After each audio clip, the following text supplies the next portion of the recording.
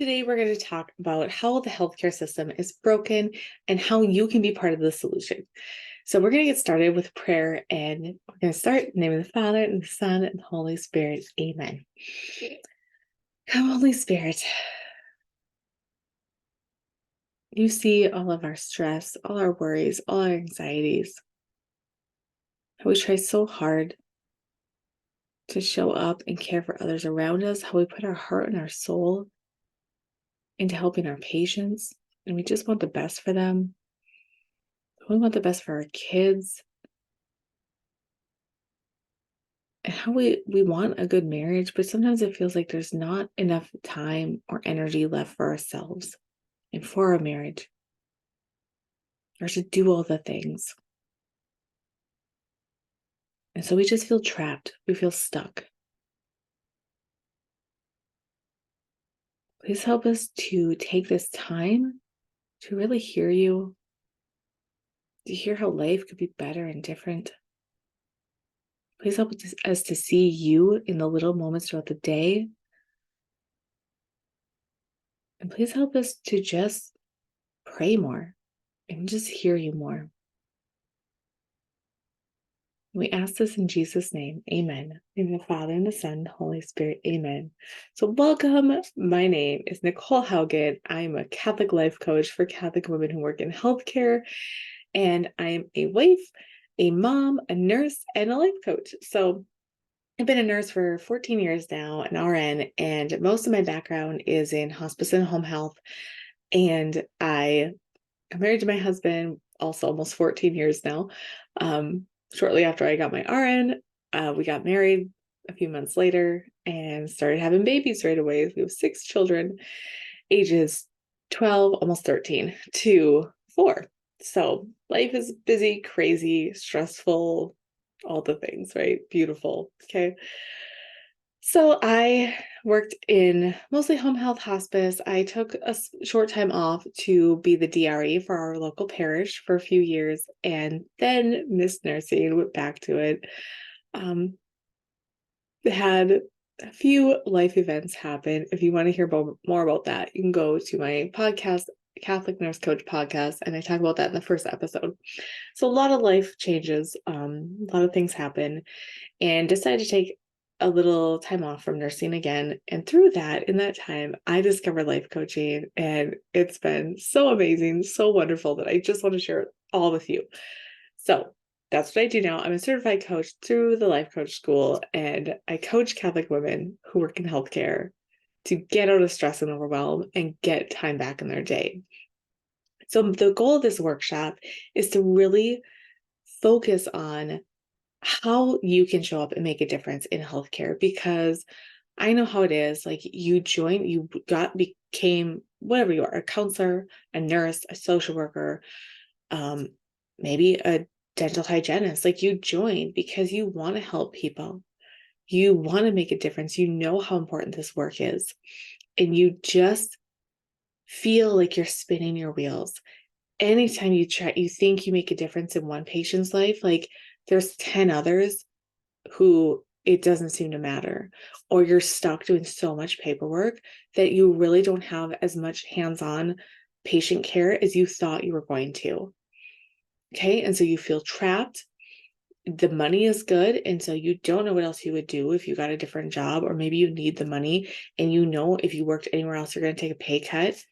So there's a lot of factors that go into this. And with healthcare, there's a lot of shifts and changes in the last couple of years, and a lot more rules and regulations. Our world is now doing things that we didn't even think about 10 years ago, like, what are your pronouns and gender identity and all of these things, right? And so a Catholic, maybe you're just Christian, maybe you're Catholic Christian, right? Like, all of this weighs into the healthcare system.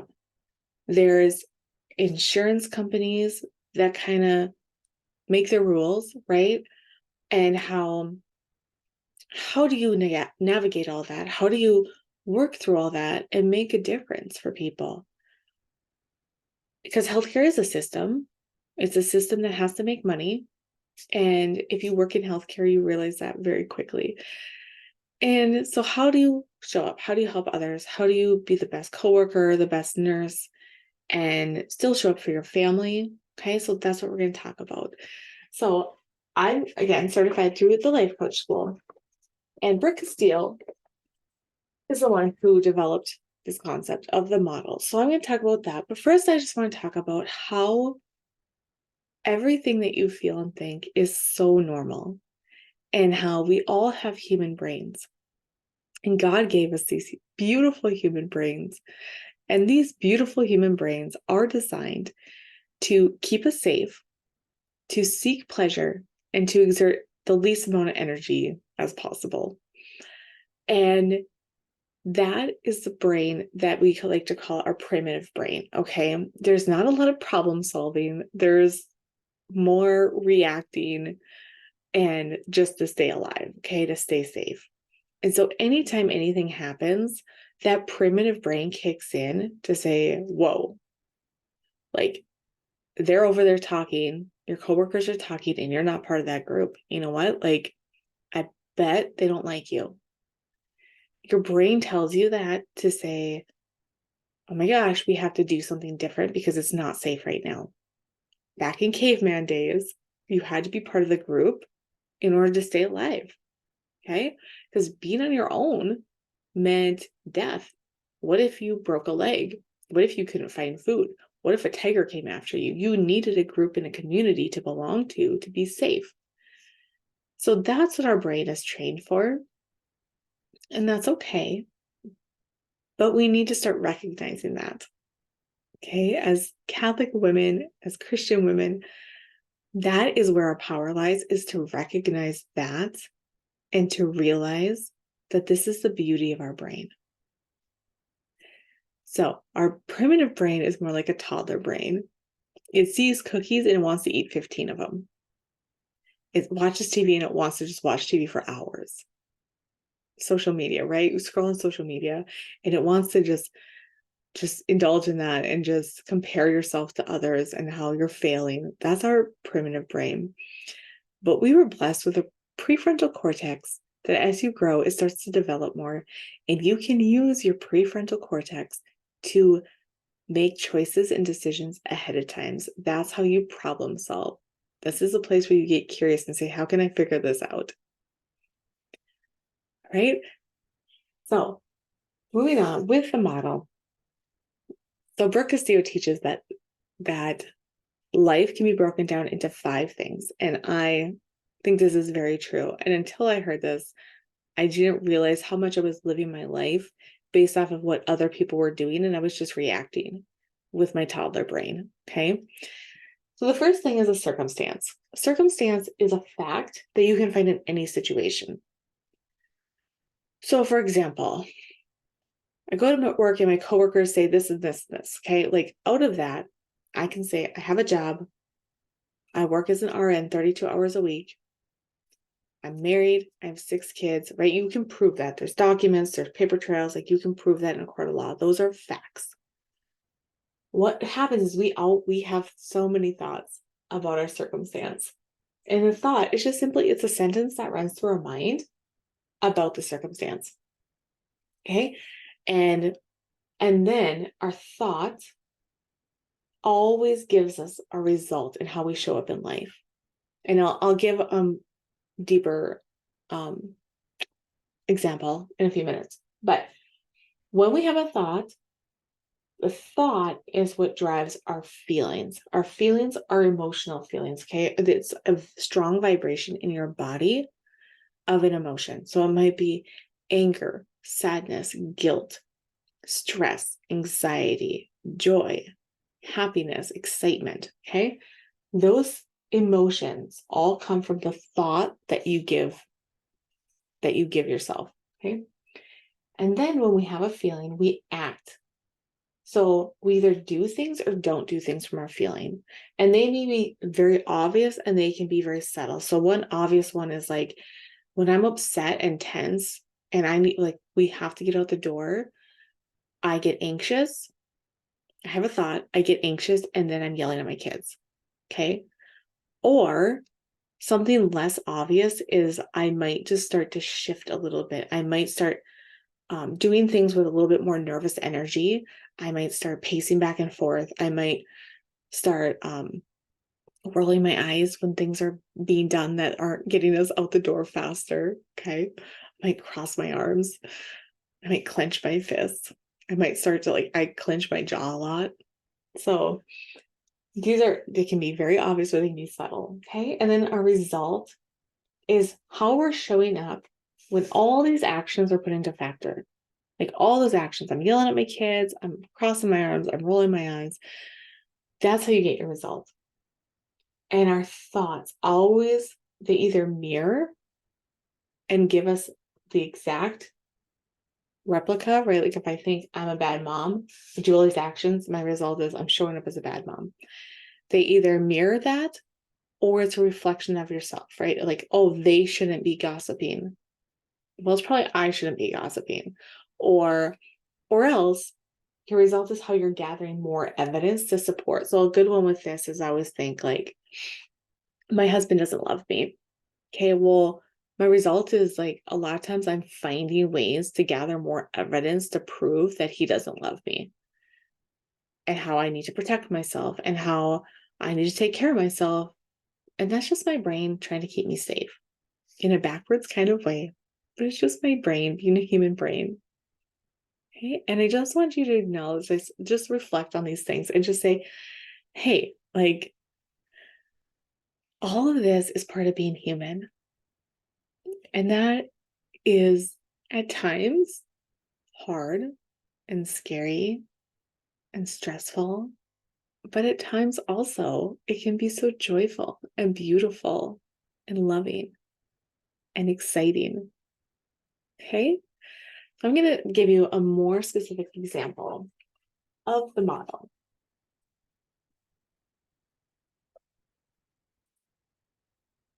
So in this example,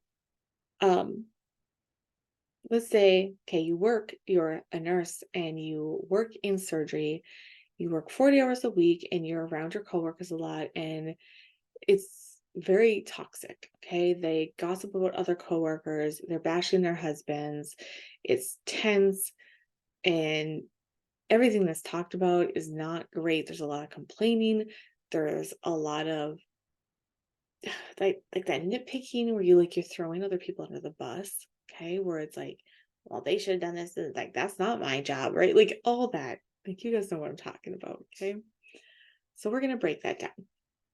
So your circumstance, which again has to be a fact, okay? You work 40 hours a week as an RN in surgery, and maybe you spend 6 hours a day, like with your coworkers, right? If you're in surgery, you're all together, and whatever the hours may be. And your coworkers say words. People say words, okay? But you have the thought they're going to gossip. And so that thought about those facts, that thought makes you feel dread. And when you feel dread, you maybe ignore the conversation. You try to disengage, you're standoffish. You think about how much they talk about others. Like you have this whole story in your mind about how, as you're standing there, not trying to engage, you're engaging in your mind with it. You maybe go home and complain to your husband, or you complain to other coworkers who agree with you that, oh yeah, they gossip so much and they shouldn't be doing that.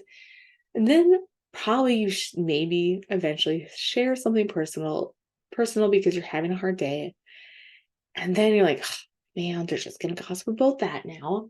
And you're over drinking, you're maybe overeating, whatever your vice is, right? Like maybe you're smoking more when you know you're going to work with certain coworkers, and you scroll on social media.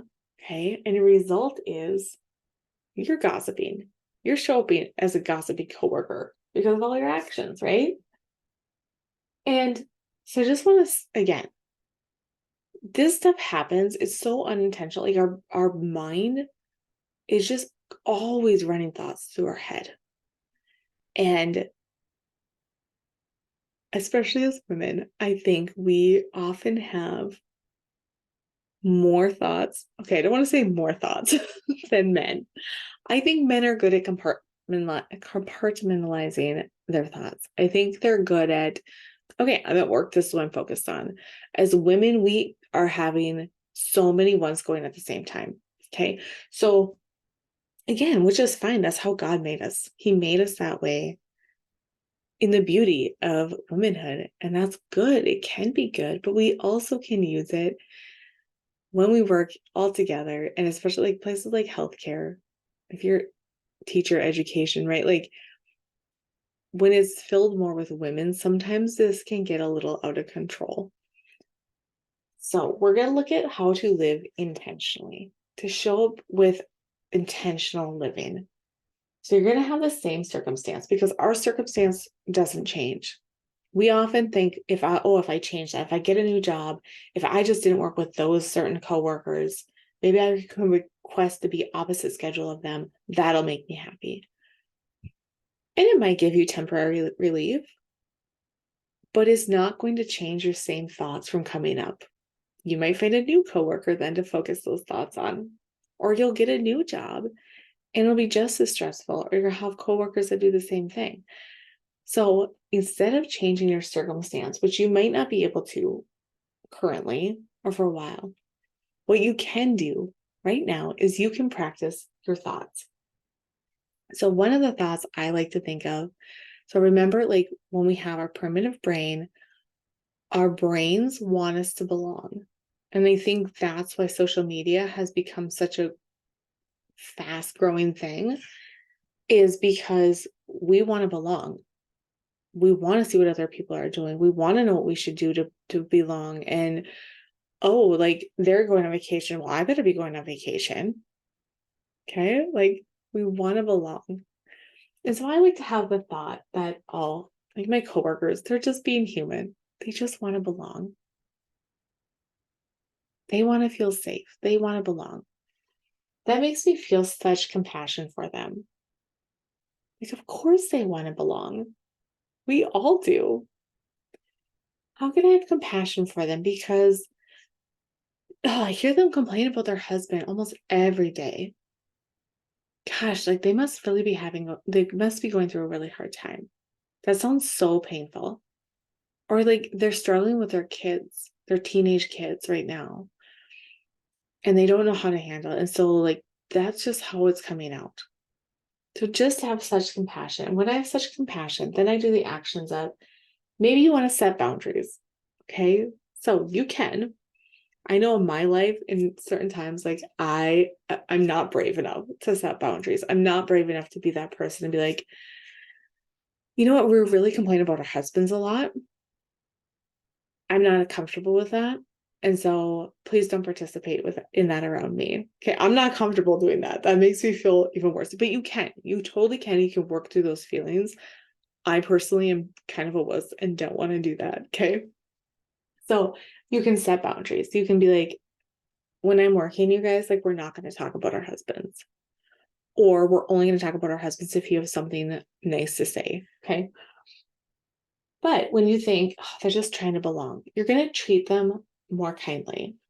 You're probably going to pray for them. You're going to get curious on ways that you can show up for them and help them. You're going to actually listen to them. You're going to listen to the underlying theme of what keeps coming up and maybe point out and give suggestions. And we all know people that, like, when you suggest things, they just want to have a pity party. But again, just like have such compassion and be like, man, that's such a painful place to be. How can I help them? How can I have compassion? How can I show up for them? And then you can also plan, right? Like when we're more in the intentional living, we plan things out.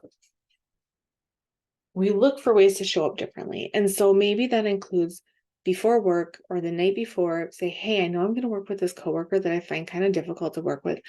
I'm going to think of 5 topics that are icebreakers that when they start to complain, I'm going to be like, oh my gosh, you guys, like my husband and I get a date night this weekend. What's the latest movie you've seen? Or what's the funnest thing you ever did on a date? What are some things that your husband did for you that helped you, that you fell in love with him for? What are some things you've done for your husband? Like that your husband really responded well and really loved it. Okay. Like find ways to switch the topic. And I also find too that when you ask somebody, like if somebody's like really complaining, they want to be heard. And maybe there's different areas in their life where they don't feel heard. And so they really want to feel heard. So ask them more questions. Ask them like, oh, what do you mean? Like your kids did this. Can you explain more about that? Like, oh, wow. Like, gosh, that must have been hard. What did you do? Like really dive deep with them, because then it gives them more of a safe place to go to talk to you without judgment, without just complaining. It becomes a practical conversation then. Okay. And when you're doing all of those actions then, right? You are now fostering your results is you were fostering a place of belonging for yourself and for coworkers. And the only thing that changed here was that you changed your thought. It's the only thing. You have the same circumstance. You have the same coworkers. They're saying the same things as always. The only thing that changed was you changed your thought. And that has a ripple effect. Give us a different feeling. We get different actions then, and then we get a different result. So when I heard that for the first time, it was so amazing, mind blown, right? All right. So when we then shift into more intentional thoughts, you at first, it's going to be kind of hard, right? So here's some tips to help with this. I want you to recognize your feeling. I want you to describe it in your body. I want you to sit with it. I want you to pick the top 3 feelings that you feel most often, like day, every week, every month. So a couple years ago, I would say my top 3 feelings were stress, resentment, and anger. And I'm not proud of that, but that's the truth. Those were my top 3 feelings that I would feel almost every day. And even if I did have good things scattered throughout, because there were good things, right? Like the kids would do something cute, or we'd have a new baby, or my husband and I would get to go do something, or we'd have a weekend where we'd go somewhere fun, right? Like those things were sprinkled in. But overall, for the most part, in my life, I had the feeling of stress. I would say stress / overwhelm, right? Probably more overwhelm, resentment, and anger. And so the first thing to do is to just realize like, oh, like I feel so overwhelmed right now. I feel so resentful right now. Okay. And to pinpoint how that feels in your body, right? So feelings are vibrations in your body. So when I feel resentful, it feels like a heavy pressure on my chest and a heavy pressure on my back. And like I'm just getting squished from both sides. It's like trapped, right? It feels like a trapped feeling. I'm trapped. And then it kind of radiates down into my stomach of like a crazy like bubbling, boiling that's just gonna like explode out the top because I'm trapped here. I'm trapped here. There's this, it's just bubbling, and then anger. Okay. So I started to recognize that feeling. I started to describe it. So I want you to really pinpoint it as what it feels like. Describe it. And then allow the feeling. You're just going to allow it. You're not going to try to be like, oh, I shouldn't be thinking that. Oh, it's fine. Like, no. God gave us these beautiful feelings for a reason. And maybe it's not beautiful, right? It feels horrible and yucky. But God gave us all of the feelings. And so I want you to allow this feeling, because what happens is when we don't allow it, we don't sit with it, it keeps coming up. We stuff it down. It's like a beach ball, right? If you allow the feeling to come up, oh, nope, I gotta stuff it down. There it comes up again, like, oh, nope, stuff it down. It will just keep coming up. And oftentimes in my life, when it just kept coming up, it would get to the point where it was like boiling. And it would just, I would be yelling and screaming. And I would say things I didn't mean. And I would just backtrack. And then I would feel guilty on top of feeling overwhelmed because it really wouldn't solve anything. But if you allow a feeling, these feelings stay with us for 60 to 90 seconds and just allow it. Describe it. What color is it? Where do you feel it in your body? Is it a sharp pain? Sharp, tingly, stabbing, throbbing, right? What does it really feel? And as you allow it, you get better at noticing when you start to have that feeling again. So you're like, oh, there's my resentment. Here it comes. Like, right on cue, right? So when you start to recognize those feelings and allow them, you're going to start to recognize when it comes up and you're going to find the common thought. I feel so resentful towards my husband because I would come home from working full time. He was working part time, and I'd be resentful because I was the main breadwinner. I'd be resentful because, well, I can't get a different job because every time I mentioned it, he would just tell me ways that it wasn't going to work.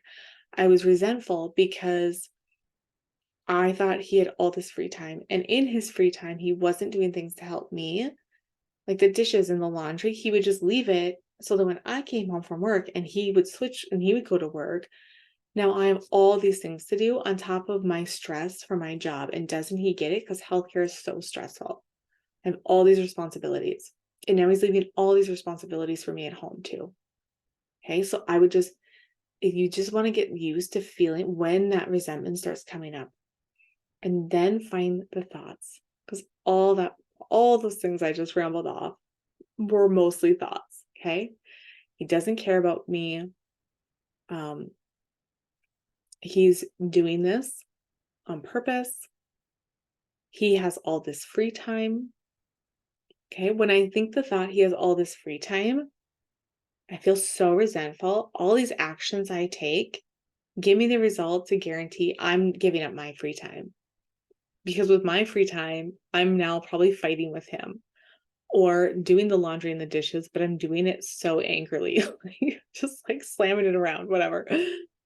Okay, so I just want you to recognize again, like our thoughts give our results. And no, I can't control my husband. I can't control my coworkers. I can't control my boss.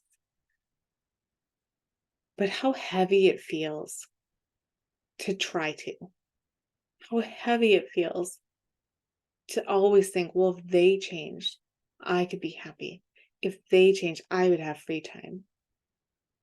That gives them all the power. Okay, so I really want you to start questioning some of your thoughts and beliefs that you notice keep coming up a lot. Nobody likes me. I'm failing.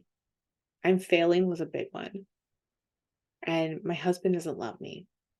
He loves sports more than he loves me. That's when I've told myself from day one, almost, of when we started dating.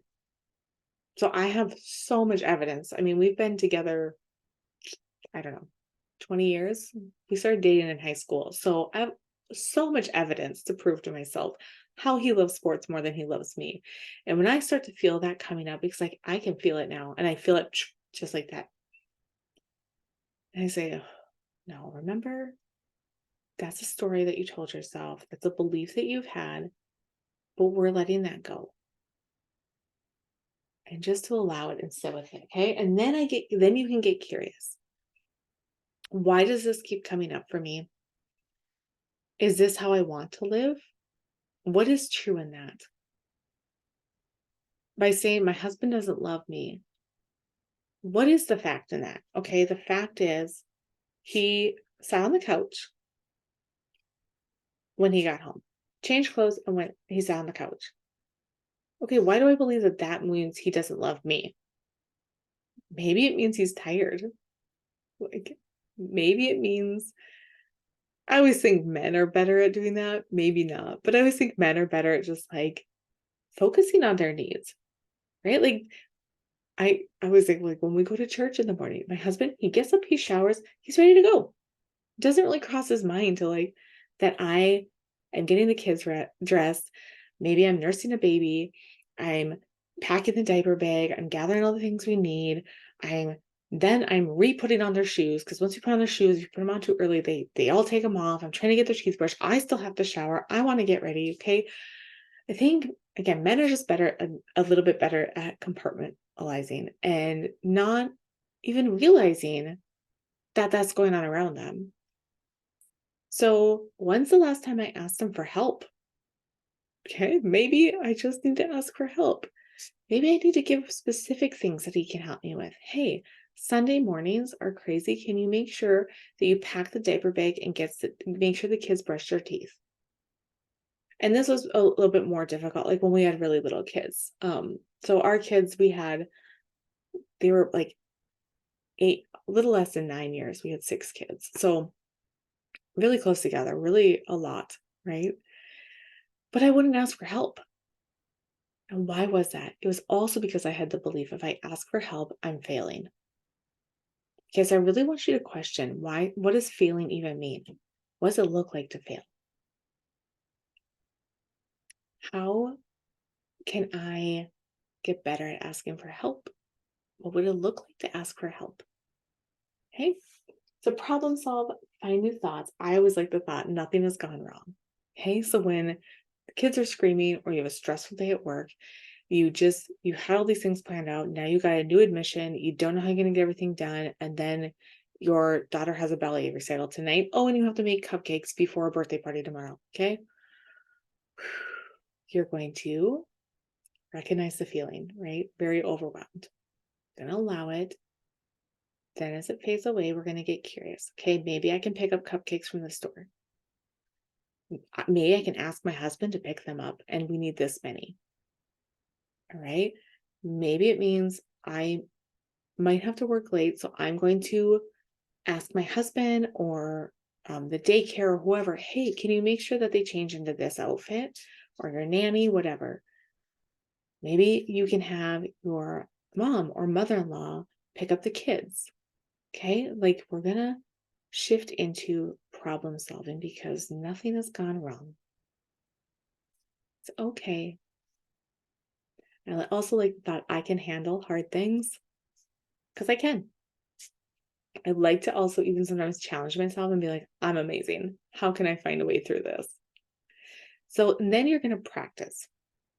You're going to practice these new thoughts because it does take time. We wouldn't look at our kids who just started piano yesterday and go and be like, well, we better apply for, I don't, what's that place in New York where it's like the grand place where people perform.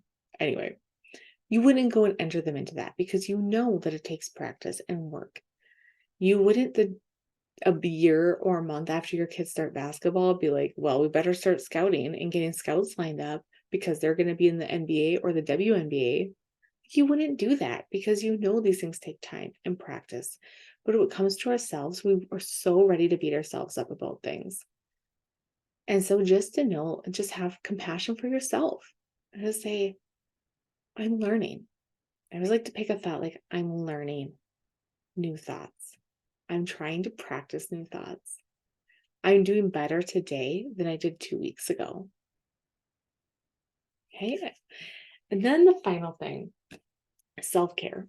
So we often have work tells us in meetings, oh, practice self-care. There's articles on self-care. There's books on self-care. And we buy all these things or we watch all these things or people tell us, oh, practice self-care. And I think that we are so overwhelmed and we have decision fatigue that we don't even know how to do that. We don't know what it looks like. It's difficult to find what we enjoy because things have changed now that maybe you're a little older. You don't like what you liked when you were in your teens or 20s or 30s. Things shift and change, and we think, oh, like, what's the point? I might as well not even try. I don't even know what to do. A good example of this is oftentimes when my husband and I get a date night and my husband's like, hey, where do you want to go to eat? I'm just like, oh, I don't know, like you pick. And so he'll pick some place, and then I don't want to eat there, or I'm like, "Oh, really?" And so then he gets upset because he's just doing what I said, "Hey, you pick." And I feel overwhelmed and guilty because, like, and just almost even like a failure because I don't know what I want, but I know I don't want that, but I don't know. I can't decide. I don't know. Like, just list out the things. I don't know. Right. And so, what does self care look like for you? I want you to write down things that you love and enjoy right now, not when you were 20, but things right now that you enjoy. Maybe it's like for me, I enjoy drinking my hot cup of coffee in the morning with my peppermint creamer. I love that. I try to take 10 to 15 minutes. And even if I don't finish the whole cup, I like to take those few minutes to really just take that time and to enjoy that cup of coffee. Not quick sip on it while we're running out the door. And sometimes I have to. But I really try to take more time now to be like, I'm taking time for myself. I'm learning how to take time for myself. I love also wearing fuzzy slippers. My feet get cold so much, and I love putting on a pair of slippers. I love putting on a fuzzy sweatshirt. I love reading a good book. I love just reading in general. Um, I love hot showers. Okay. I love the days when like I have time to wash my hair, let my hair dry a little bit, blow dry, and then straighten it. So I love that. So those are things for me that are self-care. I love having ice in my water bottle. There are things that don't take a ton of time, but throughout the day when I do it, I can recognize, oh, like I'm taking time for myself. I really love this. So just recognizing those simple things that you maybe are already doing, but it feels like a chore because it feels like, again, that resentfulness sneaks in and like, I always have to do this. Can't anybody help me? Right? It's one more thing for you to have to do. But just to recognize, like, well, no, I want to do this. I like setting up my cup of coffee the night before because then I can get up in the morning, I can just push the button. I used to set the timer, but like it would always not go off right. So it's easier. I just get it set up. I go out, I push the button in the morning, I go to the bathroom, and then when I come out, I grab my creamer, I put it in, and then I either go into my office here or I go back into bed and I just sit there and I take like a few minutes, like just to read a book or scroll on social media and just drink my coffee and just take that little bit of time. And that is self care. That's showing up for myself. That's planning time for myself. And just simple things. Okay. And then it gives yourself things to look forward to. I really look forward to Saturday morning when I know on that day I'm going back into my bed and I'm taking my planner and my cup of coffee and I'm sitting there. And even if my husband's still sleeping, like we kind of have lazier Saturday mornings, I plan out my week and I put down the things that are really important that I want to get done. And so I plan it out and that just brings me such peace and I look forward to that time. And then when I know like, oh, we're going to be gone on Saturday or we're somewhere else, I do it ahead of time. Or maybe Sunday morning. I plan it in because I know like that's a time for me. So I really encourage you to find really simple things to help you with self-care and to help fill up your love tank without counting on your husband to do it for your husband to do it for you, or to say, well, my coworkers need to behave a certain way because otherwise I don't have time to do that. We all have 24 hours in a day. How are you choosing to spend your time? What thoughts are you choosing to think to just show more compassion for others, to be a joy in the world, to be God's light and love for others? All right. And I want to invite you, if you are struggling and having a really hard time balancing work and home life and these toxic work environments that are hard and stressful, and you need an outside source to help you navigate through this, I invite you first and foremost to go and book your free consult call with me at catholicnursecoach.com. Then I also want to tell you guys about a community I'm opening up, which is a community for Catholic women who work in healthcare. It's called Caritas, and I'm so excited.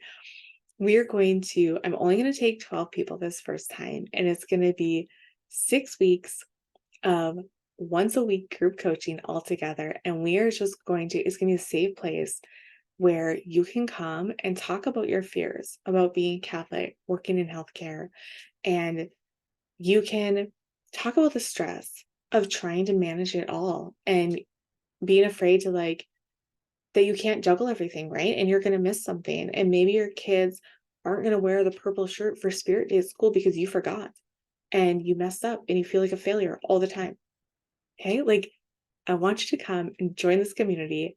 Again, you can go to CatholicNurseCoach.com to find more information and more details and how to sign up for that. It's going to be so amazing. Again, only 12 people are going to join this time, so go and grab your spot. And I see there's a question. Okay, so question is, coworkers are, or not your coworker, sorry, supervisor is patronizing, thinks he knows better than the female employees, spends a lot of time going over work, nitpicking, thinks that you're not necessary. Yeah, thinks that you're not necessary and undermines the things that you do. Okay, so first of all, I wanted you to just recognize that feeling of how horrible that feels, right? Like to go to work and have that environment. It just feels awful and heavy. So I want you to feel that. And then I want you to go look through what you just wrote. Okay. What are the facts? Pick the facts out of that. Okay. I have a male supervisor. He's been working here for 8 months. Maybe you can even put he's oversees 8 people or, whatever you work with. Put the facts. Okay. And then I want you to recognize you're having the thought he thinks I'm unnecessary. Right? So you have I'm not necessary here. And it feels hurtful, disrespectful. I would say I would feel disrespected if somebody thinks I'm not necessary. Because maybe I was doing these things and then somebody new comes in, like a new supervisor, and they all of a sudden are telling me how I should do things differently when they don't understand I've been doing this for so many years and I've been juggling this and managing this and being amazing at this. And now they think I'm not necessary. That's hurtful, feels disrespectful. So from feeling disrespected, I would probably undermine him. I would complain to coworkers. I'd probably complain to my husband about it. I'd maybe go home crying some days. I know that I would overeat because I'd always go to chocolate. I would not be drinking water. I'd not be praying about it. I'd be probably maybe not pointing out directly to him, but I'd probably be pointing out to others all the ways that he's doing things wrong. I maybe even would go to a supervisor above him if it was really bad and go and show them all the ways that they shouldn't be doing this, right? This is what a supervisor should do. And I'm talking about a circumstance where it's not there's sexual harassment or things like that. I'm talking about day-to-day kind of basic, the way we build things up in our mind. And so of all those actions that then you are taking, you probably roll your eyes when he talks, probably scoff. I know you're spiraling on it in your head all the time. Your result is you're proving that you're not necessary. If I was an employer and I had an employee that was showing up like that, I would be I don't think they're necessary around here. They seem pretty toxic. And I also want you to see the way that when you have the thought oh, he thinks I'm not necessary, your brain is finding evidence to support that. So probably every single thing he says to you you take it as a negative thing. He could say that to somebody else and he could say it to you, and you would be like, how dare he? That's my role. Why would he be say that? And the other person be like, what are you talking about? Like, I think that's a good recommendation. I think that's a good thing to try. It's worth a shot. But it's because you have this story going, right? Of he thinks I'm not necessary. So you're gathering all the evidence of I'm not necessary. I better quit this job. I better go find something else. And when you live that way, you are just giving the power all to your supervisor. And they're probably not even aware of all this stuff going on in your mind. I know they're not aware of all the things going on in your mind. They're probably aware of some of the ways you're showing up and acting, like, but they're not aware of all the things that are going on in your mind. They're not aware of how much time you spend on this. And so find the facts. I invite you really to write it down, because writing things down really helps. It helps you to look at, like, oh, that's a thought. That's a thought. It's not a fact. Those are thoughts. Okay, and of those thoughts, this is how I'm showing up. So do I want to keep showing up like that? And sometimes God is calling us to find a different job. But we can't discern that when we're coming from a place of dread, panic, stress, overwhelm, feeling disrespected. We cannot discern properly. We need to discern from a place of like, okay, if God was calling me to stay at this job for another 8 months, for a year, 6 weeks, whatever, how can I show up and how can I be loving? Because the circumstance isn't what causes my feelings. My thoughts are what cause my feelings. And I often think of Saint Teresa of Lisieux and how, I don't know if you read like the Diary of a Soul. I think that's what it's called. She had some sisters in her convent that she wrote about, that she did not like. She did not get along with them well. She thought that like they were very whiny and complaining, and nobody knew about it. They thought they were best friends with her because of how she showed up. And so because her actions, like she would change a thought and be like, okay, how can I be compassionate towards them? How can I serve them how God wants me to serve them? How can I show up for my patients? Even if my supervisor is this way, how can I show up? And so people were shocked when she like realized, or when they realized, like, oh my gosh, like she really didn't like these people. So I've been thinking, like, okay, that was me. How do I want people to see me? And not in a backwards way of, oh, you're nice to your face and then you go complain to other people about it. Because again, that's not how Saint Therese showed up. That's not how God is calling us to show up. How can you truly show up with compassion and love for these other people? So again, I want you to come join my community. It's going to be awesome. I'm so excited for it. And I will see you soon. I'm praying for you, and let's go change our world.